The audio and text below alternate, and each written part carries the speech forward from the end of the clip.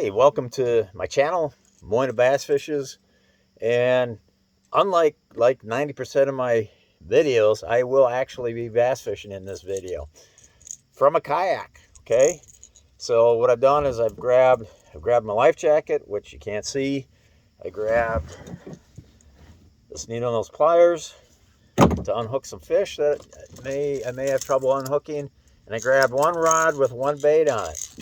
This rod and this bait have been, I don't know, I tied this bait onto this rod about 4 years ago, and it hasn't come off since. This is one of my dad's rods that just is always here, it's always ready. And a lot of times I catch fish off the dock with that bait, but today we're actually going to take the kayak out, and it was just too dang perfect. I got stuff I should be doing, but hey, I need to make these videos too, right? Okay, so we are going to say the heck with those other shores, and it just looks so juicy out here for some action on the surface with this bait. So we are going to come right out here where I got about a 90% chance of catching something. It's going to take me about a minute or two to get to the juice out there. But yeah, so we've got, this is a Minnesota lake, north central Minnesota. It's calmed. I was windy all yesterday and today, and now it calmed down for the evening. Got some overcast skies. So I'm just going to see if we can't pull a fish on this topwater. It's a floating jerkbait. I have no idea what brand it is, but it's a super cool one because it has a really loud rattle in it, and it floats. So we're going to just pop it along the surface and see what happens. Those are the rattles. So I got no depth finder. So what I'm doing is this bay behind me is full of all kinds of shallow weeds, and where I'm going to is there's an underwater point of weeds out here. Now I'm seeing the tops of the cabbage stick above the water right there, so that's the inner one. So I might catch a largemouth here. The smallmouths are on the very outer ones, but this is like the largemouth territory right here. So take a few shots at that, see what happens. So basically I'm going to just cast it out there and just kind of pop it along the surface, try to make some noise with this thing. Gosh, hopefully this doesn't turn out to be a waste of time out here. At least hopefully I catch a northern or something.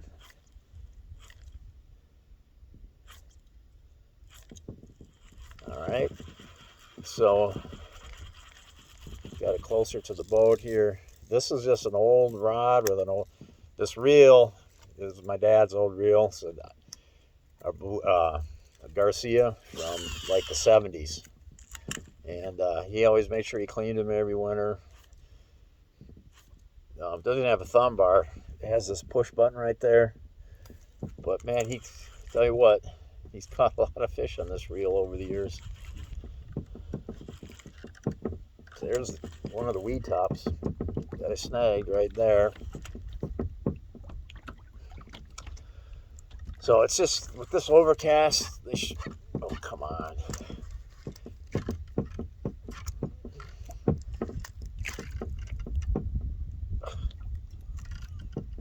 Okay, I'm not much of a kayak guy. I'm used to having precise precision positioning with my Dakota Ultrex. So this is now I'm sitting right on top of where I'm expecting the fish to be. I'm sitting right on top of this. There's a thin underwater ridge of weeds that kind of run out of this bay, and I'm sitting right in the middle of it right now. And it makes a little dip and then comes back up farther. So on this first little dip, there should be some largemouth right in there, right? Should be some kind of largemouth right in there. And you never know where you're going to get a northern in this kind of a lake. A lot of northerns in here, and they can show up anywhere. I mean, literally, you can be fishing anything, anywhere, and you catch a northern. But most often they like to get around the weedy cover. At least the hammer handles do. Oh shoot, guys! I think that was either a rock bass or a sunfish. Believe it or not. Go right back over there. Because the sunfish and the rock bass, they like to get on the weed edges too in the summer. This is August 13th, 1923, or yeah, 1923. 2023. And there's usually a lot of fish on the deeper weed edges in this lake right now. Whether it's largemouth, smallmouth, or even the panfish, like the crappies. But it's probably a good crappie bite going on right now. Crappies, bluegills. But so far, no bass. Okay, now we got a little breeze coming up. You go away because this whole trip is based on that wind laying flat and me using this top water. It's my only dang bait. So, all right, nothing there. We're gonna. I don't know how these. I mean, this obviously isn't like a professional kayak setup. It's just a hack job, pretty much. But we are. I mean, I'll guarantee you, there's fish right around here. It's just a matter of putting the bait on them. Let's try right there. Gosh, look how far I'm drifting now. I mean, I'm gonna be fishing behind my head here in about 2 seconds. The bait's back that way now. Oh, come on. All right, so we're gonna. Okay, all right. There's the best spot right up there. I can see the weed tops. I always got to throw at that little section first. Sometimes they're around there, but we are now going to get to the juice here. This is the secondary juice, and then the prime juice is on the other side of this weed patch. All right. A lot of times I catch a largemouth right on this side. The smallmouths come on the opposite side where it runs out into deep water. Right here is usually, if I catch one here, it's northern or a largie.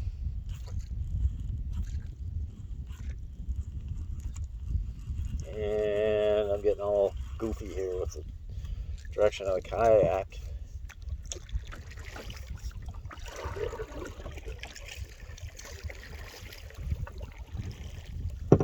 Positioning your kayak's got to be real critical in controlling it. These guys that do a lot of kayak tournament, I've never done a kayak tournament.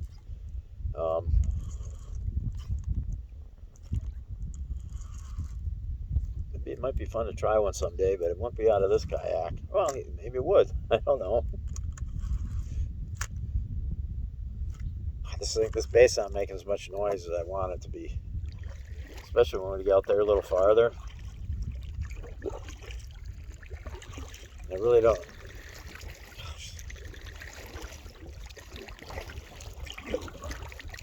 Okay, come on, bass. Or northerns, or anything. Anything to add some interest to this tape that I'm taping. It's not even tape, it's video. Alright. Come on.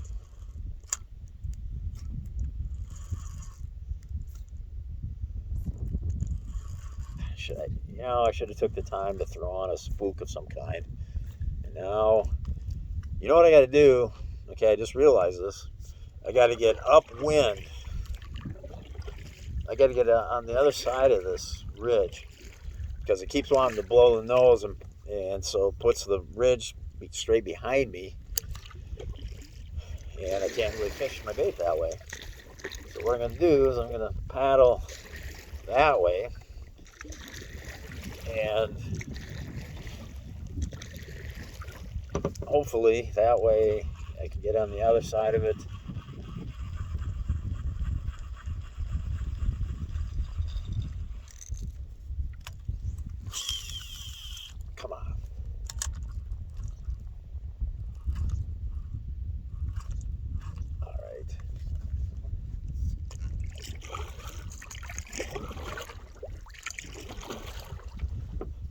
All right, it shouldn't be much more than a few minutes when I get into the real juice. Enough messing around here on this secondary juice. And when I say juice, I mean experienced bass anglers kind of know what I mean. But when I say juice, I mean it's the spot on the spot. Let's say you got a spot that's 30 yards long, you know, something you're fishing that's 30 yards long. Well, there might be a 5-yard section of that that's particular where, you know, 90% of the bites come from on that spot. So that's what I'm referring to as juice. Okay. Come on. For the people out there, come on. Okay. Alright, well, this video is going to suck if I don't catch nothing.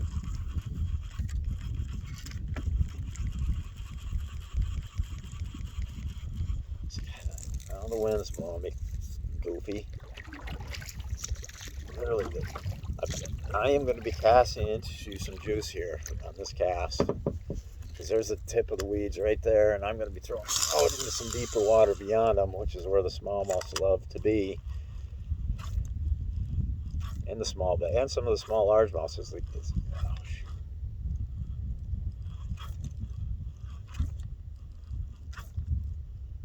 I'm trying to pop that thing kind of hard so it makes some kind of noise. Hey, there should be at least a little largemouth coming up for that thing.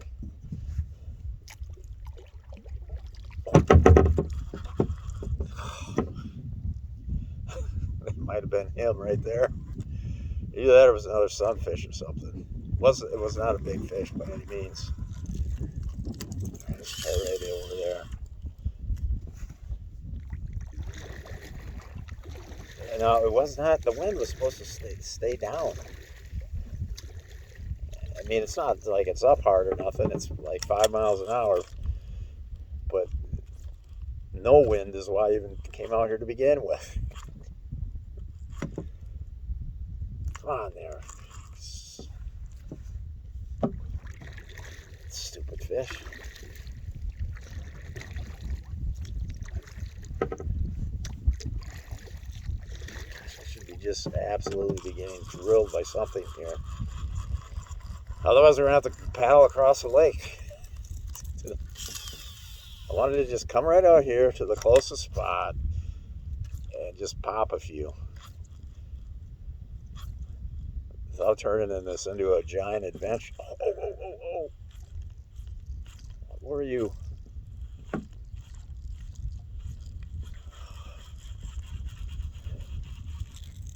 Something came up on it.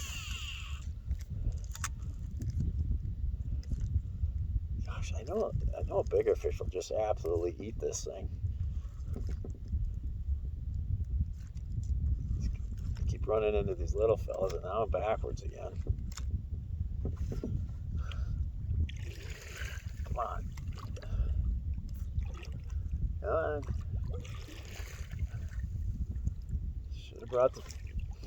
Should have tied up the spook. And why am I saying I should have tied up the spook? It's because this minnow bait is kind of quiet. Even though it's got those louder rattles in it than most minnow baits do, it's just not loud enough. And off the end of this point, it's about 12 feet. And it'd just be nice to have the loudest bait possible so I could get the attention of these smallmouths that might be down there. Or the little largemouths.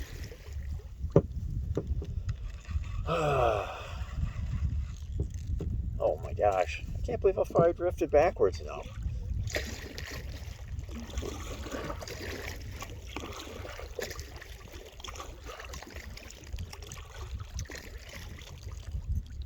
I like this. It's fun to come out here without just simple as possible making everything. I mean, this is simple fishing. One rod, one lure. It's kind of fun. Just, you don't have to get caught up into all the other rods and untangling stuff and dealing with launching the boat, unlaunching the boat. Just come out here, enjoy a quiet time here on the lake. There's no other boats out here. None. Sunday night, everybody's left, gone home, getting ready for the workday tomorrow. My work day is right now. I'm working my ass off for you guys. Working so hard. Are you feeling sorry for me yet? Or are you just feeling sorry that I'm putting out such a pathetic video where I'm not catching anything?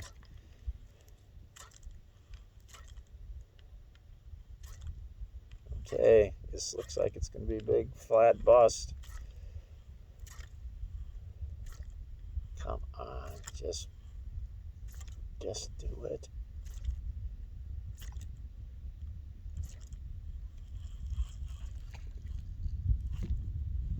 And without